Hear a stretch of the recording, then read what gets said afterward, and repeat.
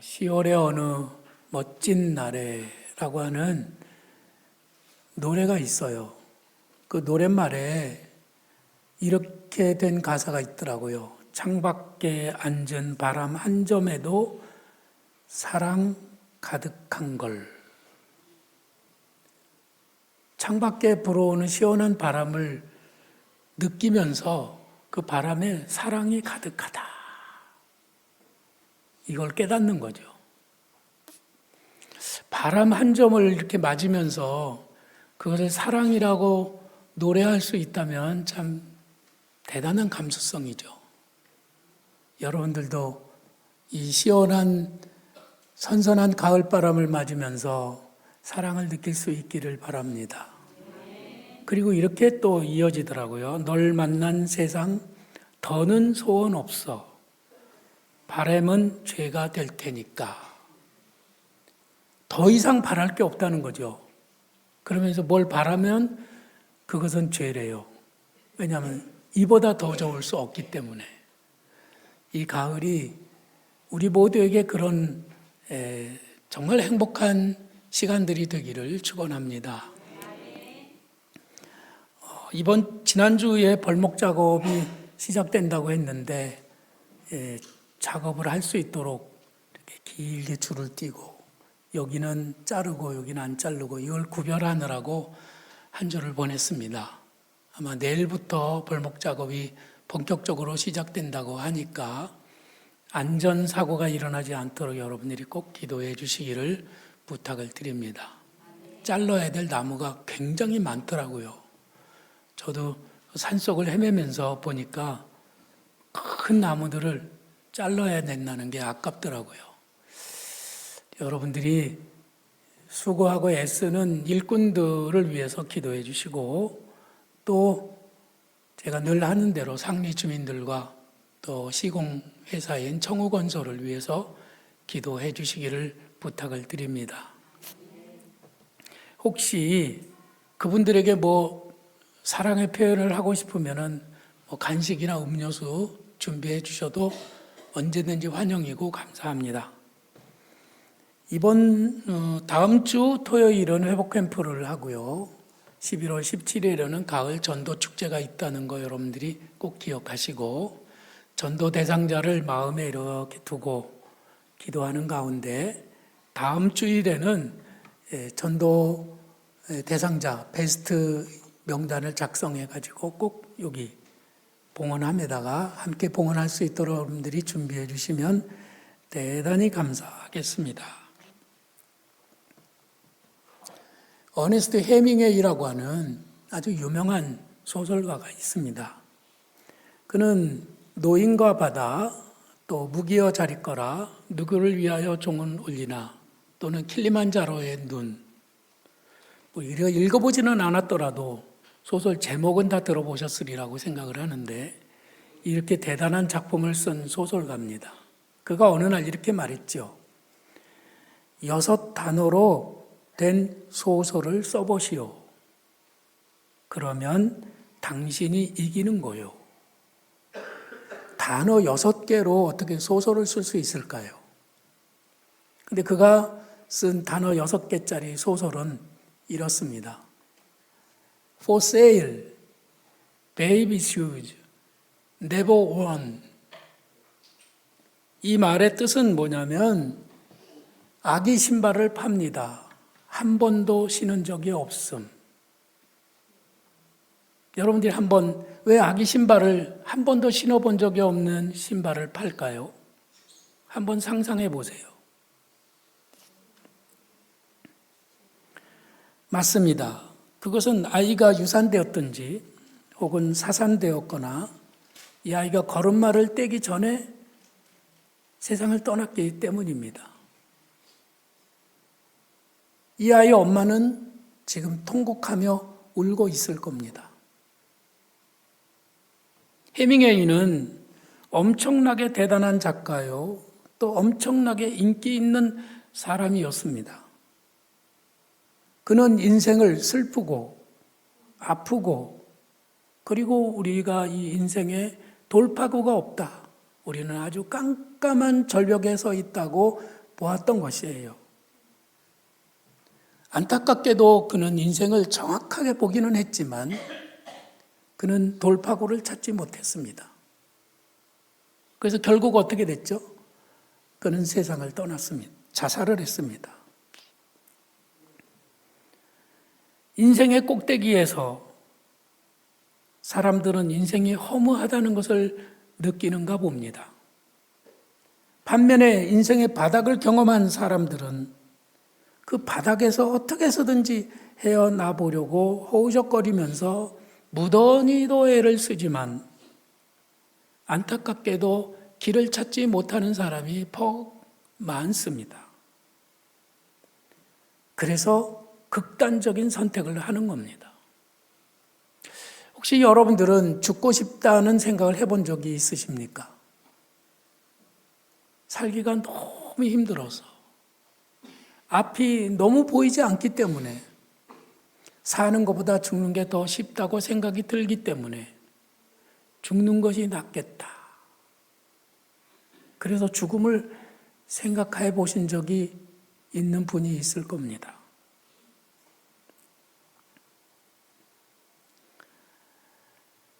이것이 절망할 수밖에 없는 우리들의 현실이에요. 해밍웨이는 우리들의 현실이 이렇게 절망적이다, 전혀 낙관적이지 않다는 것을 적나라하게 볼 수 있도록 그렇게 소설을 쓰고 우리들의 눈을 뜨게 해줬습니다. 그러나 그는 끝내 자살하고 돌파구를 찾지 못했어요. 여러분들의 인생에는 돌파구가 있습니까? 인생을 살면서 돌파구를 발견한 사람은 많이 있습니다. 저는 여러분들이 돌파구를 찾아낸 사람이기를 바라고, 그래서 저는 목회를 하고 있고 그것 때문에 여러분들에게 하나님의 말씀을 전하고 있습니다. 미국이 낳은 세계적인 성악가 마리안 앤더슨이라는 사람이 있는데요. 그는 아주 신비한 목소리를 가져서 그가 무대에 서서 노래를 부르면 청중들은 그만 언제 그 노래가 끝난지도 모르고 넋을 빼고 들었다고 그래요. 그는 아주 명성이 높아서 그를 초대해서 무대에 노래를 부르게 하려면은 몇 년을 기다리면서 섭외를 해야 될 만큼 그는 아주 유명했습니다. 그가의 명성이 높아지고 사람들의 기립박수와 환호를 받고 집으로 돌아와서 혼자서 있을 때면 그는 깊은 고독에 빠지게 되었습니다. 그리고 그 고독감을 이기지 못해서 차라리 죽는 게 낫겠다는 생각을 했던 거예요.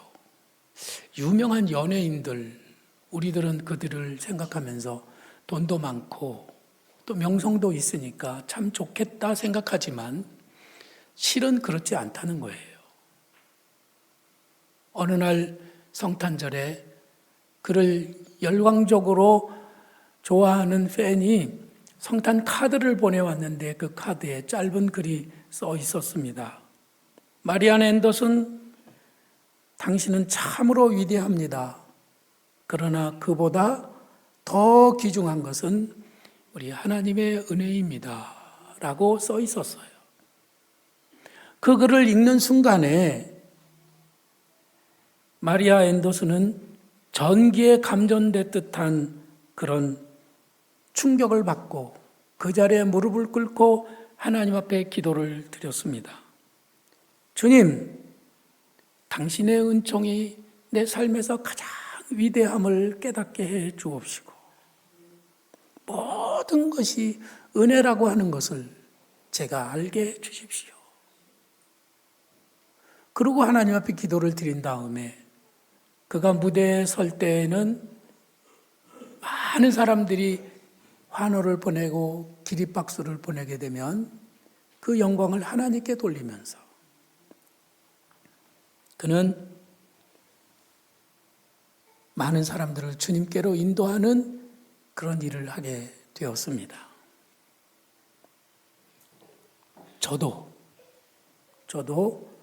너무나도 절망적인 상황에서 죽고 싶을 때가 있었습니다. 내가 더 이상 살지 못하겠구나 하는 그런 순간에 주님이 내미시는 손을 붙잡고 일어섰던 적이 여러 번 있었어요. 아마 여러분들도 그런 은혜를 경험한 적이 있지 않겠습니까? 우리들은 그 은혜 때문에 오늘도 하나님 앞에 나와서 이렇게 예배를 드리고 있는 거예요. 우리 하나님의 소원이 바로 그런 것입니다.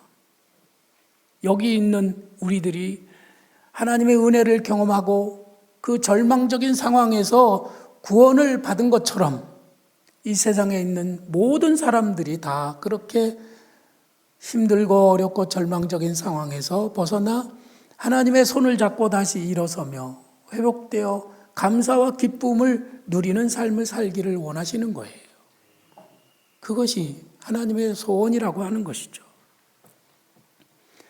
이 하나님의 소원을 성경에는 뭐라고 말씀하셨느냐면 하나님은 모든 사람이 구원을 받으며 진리를 아는 데 이르기를 원하시느니라. 하나님은 어느 몇 사람만 구원받고 몇 사람만 행복한 게 아니라 이 땅에 있는 모든 사람이 구원받기를 원하신다고 말씀을 하셨습니다.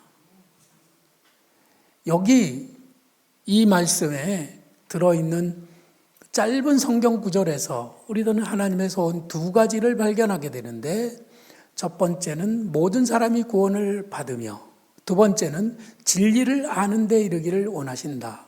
이 두 가지를 우리는 찾을 수가 있어요.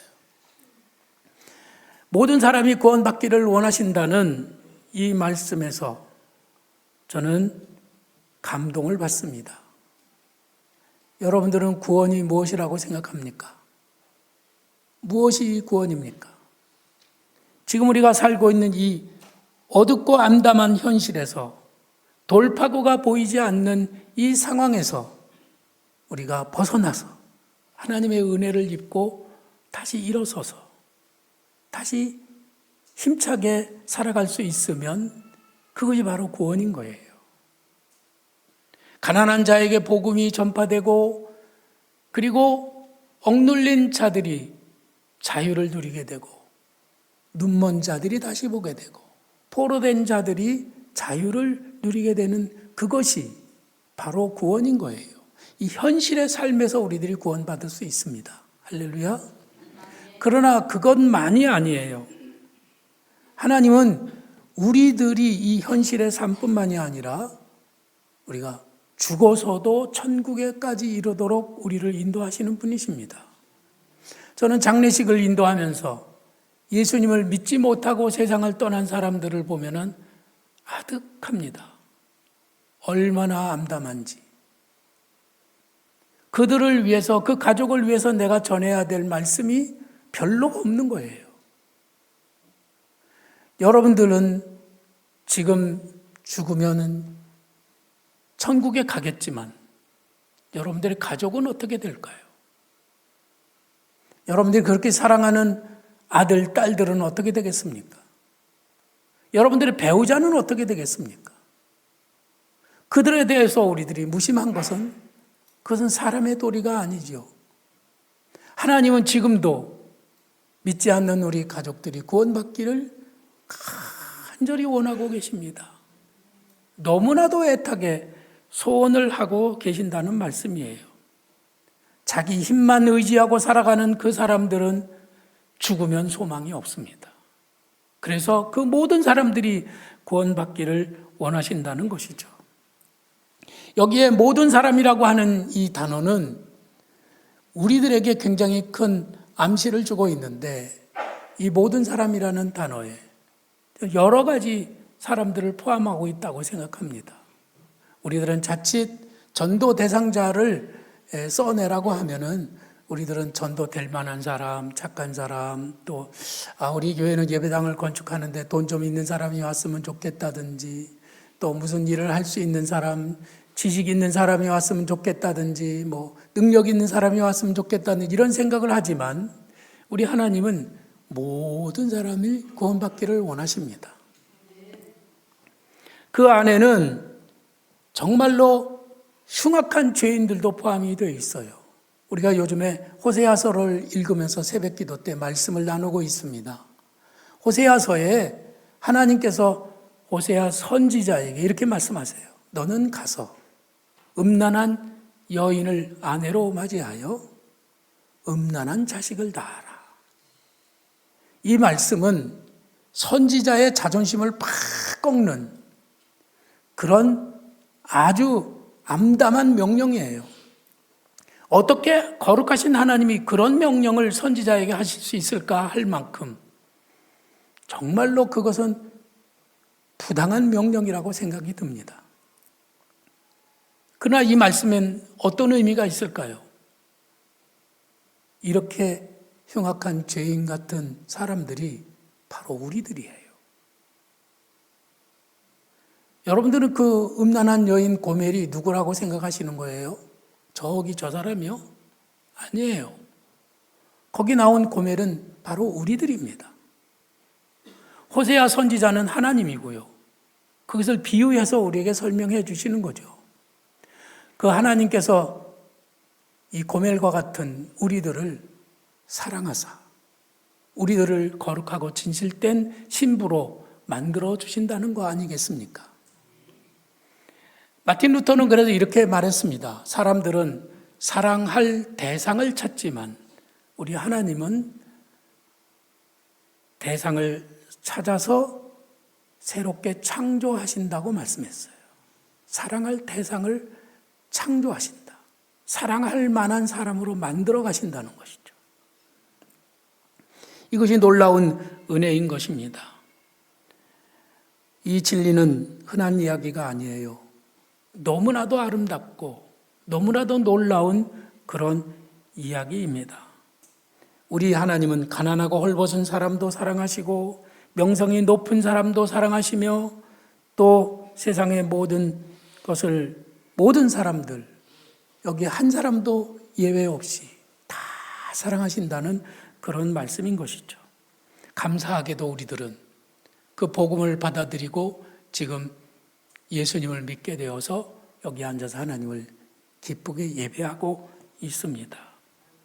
하나님을 예배하는 것에 삶의 의미를 두고 가치를 둔 사람들은 복이 있을지어다.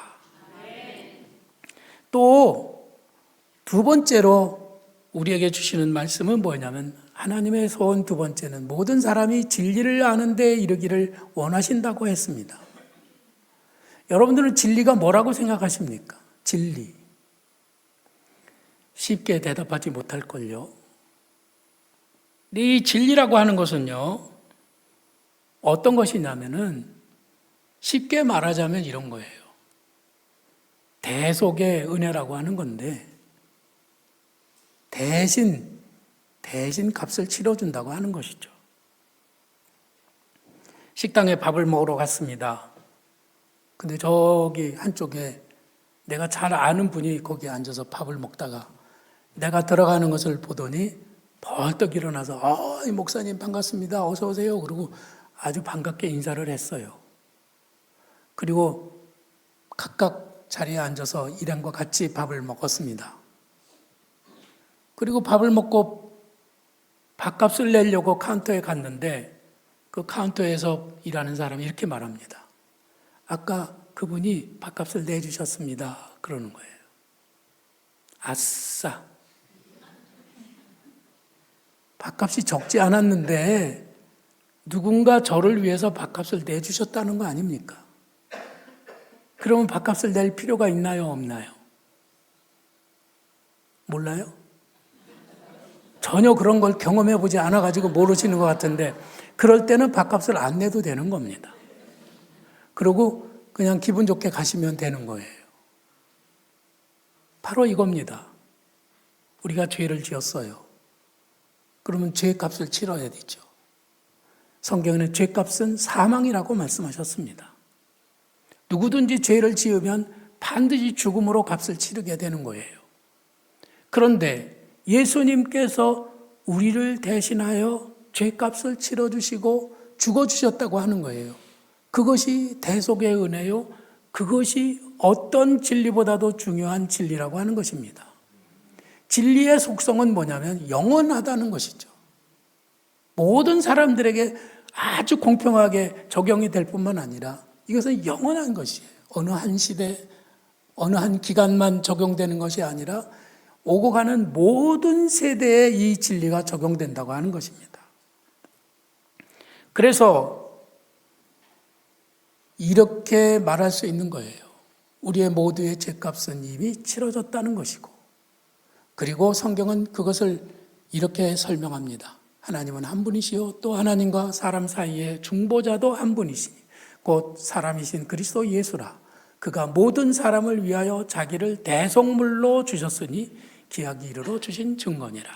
우리가 읽은 성경에 지금 그렇게 기록이 되어 있습니다. 대속물.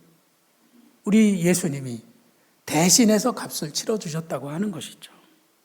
이 진리 안에 우리가 머물게 되었다고 하는 것은 얼마나 귀한 것입니까? 자, 믿지 않는 사람들이 있습니다. 그들은 이제 죄값을 치러서 지옥에 갈 거예요. 그 값을 치러서 죽어야 합니다. 그런데 그들에게 가서 우리들이 복음을 전할 때 뭐라고 해야 돼요? 당신의 죄값은 이미 치러졌습니다. 그것을 믿고 하나님 앞에 나와 우리와 함께 예배드리면 당신은 구원을 받을 것입니다. 이 소식을 전하는 거예요. 이 십자가 은혜는 거절하지 말기를 바랍니다. 밥값은 서로 내려고 싸울 수가 있어요.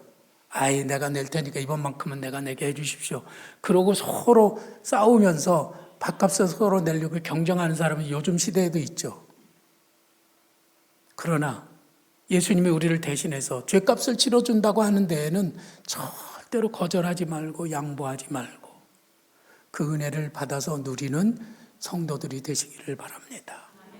그래서 그리스도인들은 얼굴에 철판을 깔았다고 말하는 거예요. 죄를 짓고 또 지으면서도 하나님께 나아가서 또 그 은혜를 구하는 철판 까는 사람들이 되어야 한다고 하는 것이죠. 아무 노력도 필요 없고 아무런 대가도 치를 필요가 없습니다. 하나님께서는 이렇게 열정적으로 자기의 소원을 이루기 위해서 모든 할 수 있는 일을 다 하시는 분인 것이죠. 하늘 보좌를 떠나 사람이 되어 오셨습니다. 그 외아들로 오신 예수님은 우리를 위하여 십자가에 달려 죽기까지 하심으로 죄값을 치러 주셨습니다. 자, 이것을 우리들이 믿어야 하는 거예요. 근데 이것을 믿는데, 그리고 우리가 구원받는데 어렵다면, 뭐 수학의 미분적분 푸는 것처럼 굉장히 어렵다면 여기 구원받을 사람이 몇 사람이나 있겠어요. 그래서 모든 사람이 구원받기를 원하시는 하나님은 이 구원을 아주 쉽게 받을 수 있도록 하셨다는 거예요. 모든 사람이 구원받도록 이 구원이 아주 쉽게 누구나 다 구원받을 수 있도록 그렇게 하셨다는 것이죠. 우리가 노력을 많이 해야 된다면, 머리가 좋아야 된다면, 돈이 많아야 된다면, 얼굴이 예뻐야 된다면, 몸이 건강해야 된다면 구원받을 수 없잖아요. 그런데 그런 거 상관없어요. 아무나, 모든 사람이 다 거룩하지 않아도 됩니다. 죄가 많아도 구원받을 수 있습니다. 돈이 없어도 돼요. 병들었어도 돼요. 우리가 흉악한 성질을 가지고 있고 포악한 그런 삶을, 과거를 가지고 있다고 하더라도 예수님은 그를 다 구원하실 수 있다는 것입니다. 이것이 우리에게 소망이 되는 것이죠. 다만 어떻게 하면 되는 것이죠? 입으로 시인하고 마음으로 믿어 구원에 이르느니라고 말씀하셨으니 그냥 입으로 시인하면 돼요. 나는 예수님을 나의 주님으로 고백합니다. 그리고 그분을 나의 마음속에 모셔드립니다. 이러면 구원을 받을 수 있다는 것이죠. 할렐루야. 더 이상의 노력이 필요 없습니다. 더 이상의 어떤 대가를 치를 필요가 없는 거예요. 왜? 예수님이 십자가에 달려 죽어주셨으니까. 할렐루야. 그런데 말이죠. 그래도 아직도 돌아오지 않고 구원받지 못한 사람들이 너무나 많아요. 그런데 다행히도 우리 하나님은 우리들의 심판을 연기하시면서까지 우리를 기다려 주신다고 하는 거죠. 기다려 주시는 거예요. 어떻게 기다리실까요? 야, 너 문제를 풀 때까지 내가 셋을 세어줄 테니까 셋 동안에 대답해라. 그리고 셋을 세죠. 자, 셋 동안에 문제를 풀어야 되는 거예요. 하나, 아직 못 풀었어요. 둘, 아주 못 풀었어요. 그럼 셋 하면 끝나버리는 거잖아. 그러니까 둘 반, 그리고 둘 반 하고 이제 셋을 해야 되는데 아직도 못 풀었어요. 그럼 어떻게 하냐면 거진 셋. 우리 하나님은 우리를 용서하시기를 얼마나 오랫동안 참고 용서해 주시는지 70번씩 7번이라도 용서하라고 말씀하셨잖아요. 그만큼 많이 참아주고 또 기다려 주시는 거예요. 일평생 우리가 짓는 죄가 얼마나 많겠어요. 우리가 하나님을 실망시켜드린 적이 얼마나 많겠습니까? 그럼에도 불구하고 우리 하나님은 심판을 연기하시면서까지 거진 셋, 거진 셋 이러면서 참고 기다려 주신다고 하는 것이죠. 왜요? 모든 사람이 구원받기 위해서 하나님은 그렇게 하시는 겁니다. 그 말씀이 베드로 후서에 기록이 되어 있습니다. 주의 약속은 어떤 이에 더디다고 생각하는 것과 같이 더딘 것이 아니라 오직 너희를 대하여 오래 참으사 아무도 멸망치 않고 다 회개하기에 이르기를 원하시느니라. 아무도 멸망치 않고 다 구원받기 위해서 우리 하나님은 지금도 그 마지막 심판 시간을 연기하면서 또 연기하면서 우리를 기다려 주신다고 하는 것이죠. 얼마나 다행스러운 일이에요. 하나님의 마음을 우리가 읽을 수 있는 부분입니다. 그래서 이 아름다운 이야기를, 이 놀라운 사랑을 우리가 사랑하는 사람들에게 전해야 될 책임이 우리에게 있는 것이에요. 이 이야기를 누구에게 해주고 싶으세요? 지금 소름 가운데 빠져 있는 사람이 혹시 있습니까? 지금 혹시 어떻게 해야 될지 몰라서 막막한 가운데 있는 사람이 있나요? 그렇지 않아도 상관없어요. 그냥 여러분들의 사랑하는 가족이나 이웃이나 친구들의 이름을 적어 주시기를 바랍니다. 그래서 다음 주에는 베스트를 제단 앞에 봉헌하면서 하나님, 이 영혼을 구원해 주세요. 지금까지 오래 참아주셨으니 감사합니다. 하나님은 이 영혼을 구원하시기를 기뻐하시는 줄 제가 믿습니다. 성령께서 이 영혼이 구원받도록 꼭 도와주시기를 바랍니다. 여러분 그 이름을 적으면서 전도 대상자 중에서 이 사람은 안 될 것 같다, 그런 사람은 빼고 그러지 마세요.